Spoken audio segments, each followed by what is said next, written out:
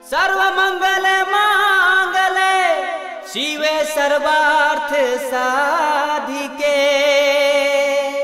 शरण त्र्यंबिके गौरी नारायणी नमोस्तुते।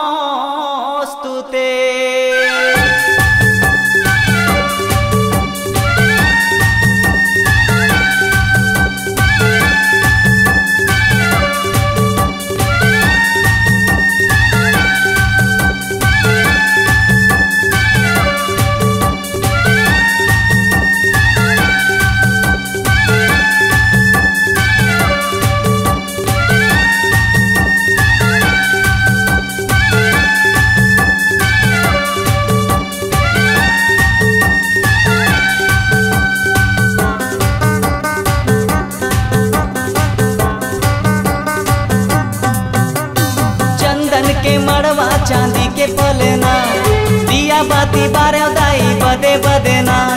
चंदन के मड़वा चांदी के पलना दिया बाती बारे दाई बदे बदेना। ए लाली लुगरा पहिर के झुपते आबे ओ दाई मोरे अंगना पूरा बघवा में चढ़ के जरूर आबे ओ दाई मोरे अंगना। चंदन के मड़वा चांदी के पलना दिया बाती बारे दाई बदे हो बदेना। चंदन के मड़वा चांदी के पलना दिया बाती बारे दाई बदे बदेना। लाली लुगरा पहिर के झुपते आबे ओ दाई मोरे अंगना पूरा बघवा में चढ़ के झुपते आबे ओ दाई मोरे अंगना।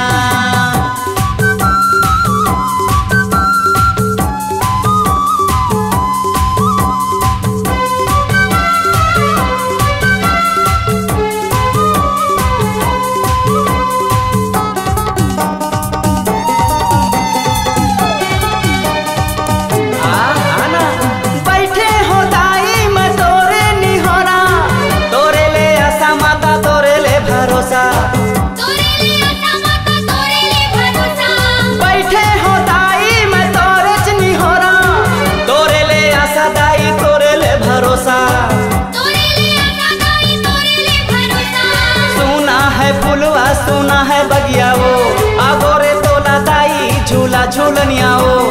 सुना है फुलवा सुना है बगिया वो आगोरे तोला दाई झूला झूलनिया वो। डोंगर गड़ले ए माता झुपते आबे ओ दाई मोरे अंगना। मोरे भाई हर मोरे जरूर आबे वो दाई मोरे अंगना।